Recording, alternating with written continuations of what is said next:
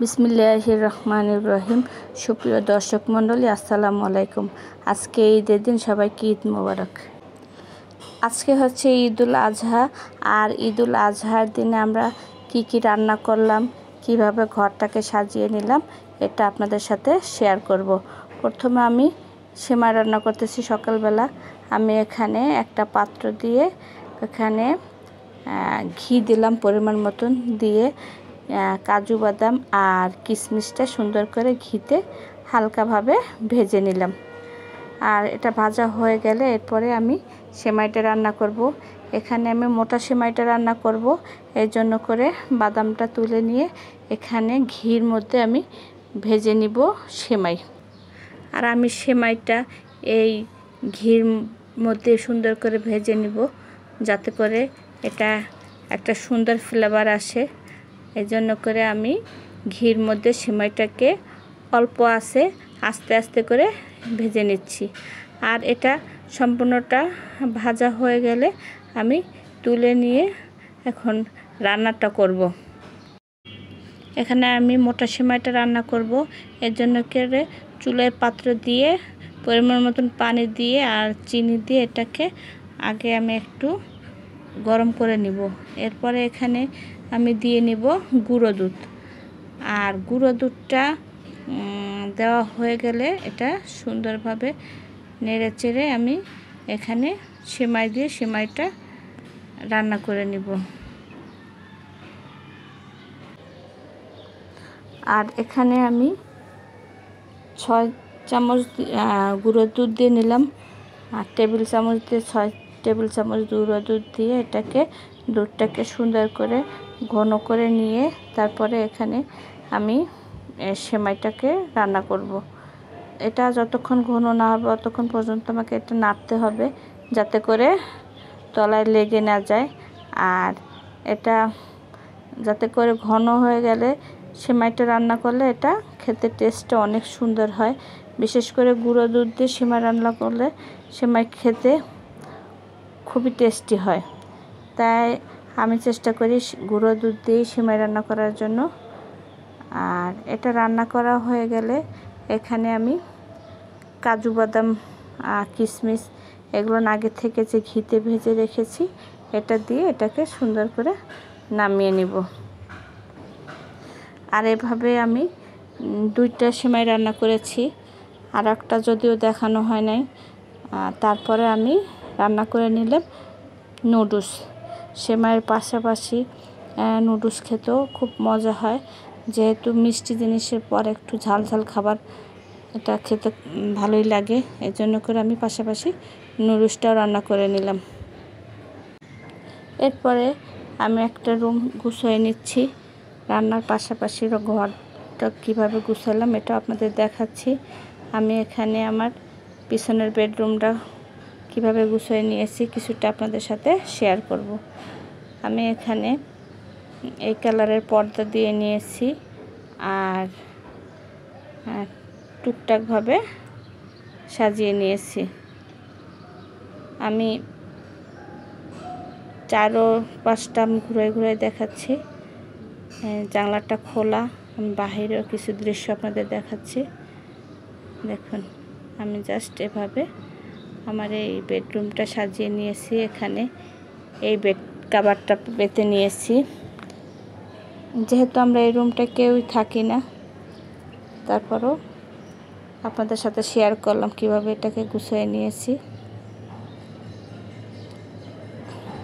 এরপরে আমি দেখাবো রুমের অন্য জিনিসগুলো, যেমন পাশে একটা ছোট্ট ওয়ার্ড্রোব আছে, আর ওয়ার্ড্রোবের পাশে আছে আমার আলমারি। এখানে স্টিলের আলমারিটা আপনাদের দেখাবো এখন।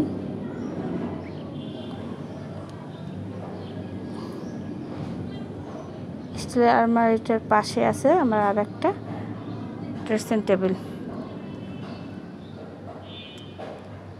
আমি এখানে স্টিল আলমারির পর একটা স্টিকার দিয়ে নিয়েছি। এখন দেখাচ্ছি এরপর ড্রেসিং টেবিলের পাশে এই পাশ দিয়ে আছে আমার একটা মেশিন, আর তার পাশে রেখেছি একটা ওয়ার্ড্রোব। আর আমাদের বারান্দাটাও আপনাদের দেখাবো। এই বারান্দাটা কখনোই দেখানো হয় নাই। আমি আমাদের পিছনের বারান্দায় নিয়ে যাচ্ছি, পিছনের বারান্দাটা একটু দেখাচ্ছি। এরপরে আমি অন্য রুম যে সাজিয়েছি ওটা আপনাদের দেখাবো। অন্য রুমগুলো দেখানোর আগে আমি যে রান্না বান্না করতেছি এটা কিছুটা আপনাদের দেখাবো।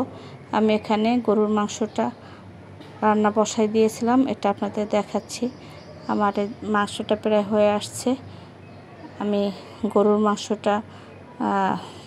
কোরবানির মাংসটাই রান্না করতেছি, আপনাদের সাথে একটু শেয়ার করতেছি। দেখুন আমার মাংসটা প্রায় হয়ে আসছে। আমি চেষ্টা করতেছি আস্তে আস্তে করে সব কিছুই দেখাবো। আমি এখন একটা ঢাকনা দিয়ে এটাকে ঢেকে দিলাম। আর গরুর মাংসটা রান্না হয়ে গেলে আমি রান্না করেছি রোস্ট। আমি যে রোস্টটা রান্না করলাম এটাও আপনাদের কিছুটা দেখাচ্ছি। দেখুন আমার রোস্ট রান্নাটাও হয়ে গেছে। এরপরে আমি দেখাবো আমি বেগুন ভাজি করেছি, এটা আপনাদের সাথে কিছুটা শেয়ার করতেছি। আর বেগুন ভাজিটা করার আগে আমি এটাকে সুন্দরভাবে মশলা দিয়ে মেখে রেখেছিলাম। এখানে হলুদ, মরিচ, লবণ আর গরম মশলার গুঁড়ো দিয়ে সুন্দর করে এটাকে মেখে রেখে কিছুক্ষণ রেস্টে রাখার পর এটা আমি ভেজে নিলাম। এরপরে আমি রান্না করে নিলাম পোলাও। আর পোলাওটাও আমার রান্না প্রায় শেষ। দেখুন রান্না শেষ হয়ে গেছে। এরপরে আমি পোলাওটা নামাবার আগে দিয়ে নিয়েছি ঘি। আমি এখানে সামান্য পরিমাণ ঘি দিয়ে নিয়েছি যাতে ফ্লেভারটা ভালো আসে। আর ঘিটা দিয়ে একটু দমে রাখবো, তারপরে আমি রান্নাটা শেষ করব। আমি এটাকে সুন্দর করে খুন্তির সাহায্যে নেড়ে চেড়ে নিচ্ছি। এরপরে আমি এটাকে কিছুক্ষণ দমে রাখার পরে তারপরে আমি পরিবেশন করব গরম গরম। এরপরে আমি এটা ঢাকনা দিয়ে ঢেকে দিলাম। এরপরে আমি নিয়ে গেলাম আমাদের মাস্টার বেডরুমে। মাস্টার বেডরুমটা আমি কিভাবে সাজিয়েছি আপনাদের দেখাচ্ছি। আমি এখানে একটা ফুলদানি রেখেছি পাশে, আলমারির পাশে। আর এই রুমটা আমি এই পর্দা দিয়ে এবার সাজিয়ে নিয়েছি। তারপরে আপনাদেরকে এটা ঘুরে ঘুরে দেখাচ্ছি। আর আমি এবার এই বেডে অন্য একটা বেডশিট দিয়ে নিয়েছি, আপনাদের দেখাবো। দেখুন আমার বেডশিটটা অনেক সুন্দর। আপনাদের কার কেমন লেগেছে আমাকে জানাবেন কমেন্ট করে। আর রুমটা আমি আস্তে আস্তে ঘুরে ঘুরে আপনাদের দেখাবো। আর আমি এই পাশে এই রুমের পর্দাটা এই কালার দিয়েছি। এই রুমের জন্য আলাদা পর্দা। আমি এবার প্রত্যেকটা রুমে আলাদা আলাদা পর্দা দিয়ে নিয়েছি, আলাদা আলাদা কালারের। আর এখানে আমার একটা এসি লাগানো আছে, এটা আগেও দেখাইছি। এরপরে পাশে আমার মেয়ে সাজুগুজু করতেছে। আজকে ঈদের দিন যেহেতু একটু বাইরে যাবে এই জন্য করে আমি আপনাদের দেখাচ্ছি। পাশে আমাদের ড্রেসিং টেবিলে আমার মেয়ে সাজুগুজু করতেছে। পাশে আছে পড়ার টেবিল, আর পড়ার টেবিলের উপরে মেয়ের বই খাতা, আর উপরে আছে একটা টিভি। এভাবে আমি আমার মাস্টার বেডরুমটা সাজিয়ে নিয়েছি। আর এখন আমি দেখাবো আমার ড্রয়িং রুমটা। তার আগে আমি আপনাদেরকে একটু দেখাবো আমাদের বারান্দাটা। আর এই পাশটা হয়েছে আমাদের বাথরুমের ছাদ। আর ওর পাশে একটা ছোট্ট ওয়ারড্রপ রেখেছি। এরপরে আমি আপনাদেরকে নিয়ে যাচ্ছি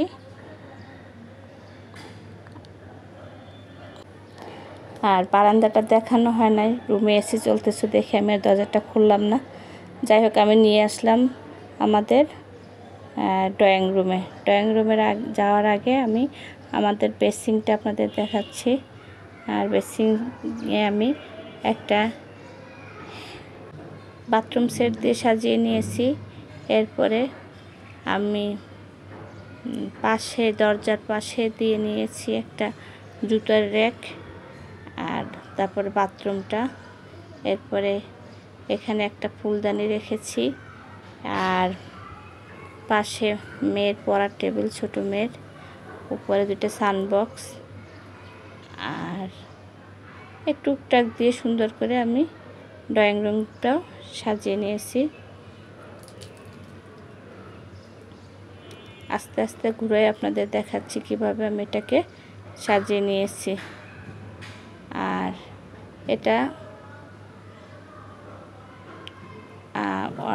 এই ড্রয়িং রুমের পর্দাটাও আমি আলাদা কালার দিয়ে নিয়েছি। আর সোফার উপরে আমি কুশনটা দিয়ে নিয়েছি, আর কুশনটা আমি ডাইনিং টেবিলের কাভারের সাথে মিলিয়ে দিয়েছি, টেবিল ক্লথের সাথে।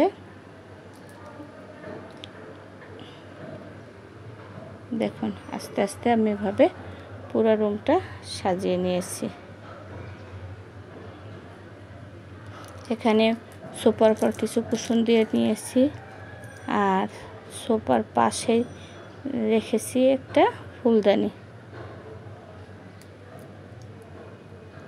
আর এভাবেই আস্তে আস্তে সম্পূর্ণ রুমটা আমি আপনাদের ঘুরে দেখালাম। আর এই পাশে আমার রেখেছি ওয়াশিং মেশিন, এর পাশে রেখেছি ডাইনিং টেবিলের উপরে রেখেছি টিভি। আর ডাইনিং টেবিলটা আপনাদেরকে শেষ পর্যন্ত ঘুরে দেখাচ্ছি কেমনভাবে সাজিয়ে নিয়েছি। আর ডাইনিং টেবিলের পাশে আছে আমার ক্যাবিনেট, তার পাশে আছে ছোট্ট একটা ফ্রিজ। আর সম্পূর্ণটা এভাবে গুছিয়ে নিয়েছি। আর ঈদের জন্য আমি যে রুমটা পুরো রুমগুলো কিভাবে সাজিয়ে নিয়েছি এটা আপনাদের সাথে শেয়ার করলাম। কেমন লেগেছে অবশ্যই জানাবেন। আর আমার এই ভিডিওটি যদি ভালো লেগে থাকে অবশ্যই লাইক, শেয়ার, কমেন্ট, সাবস্ক্রাইব করবেন। আল্লাহ হাফেজ।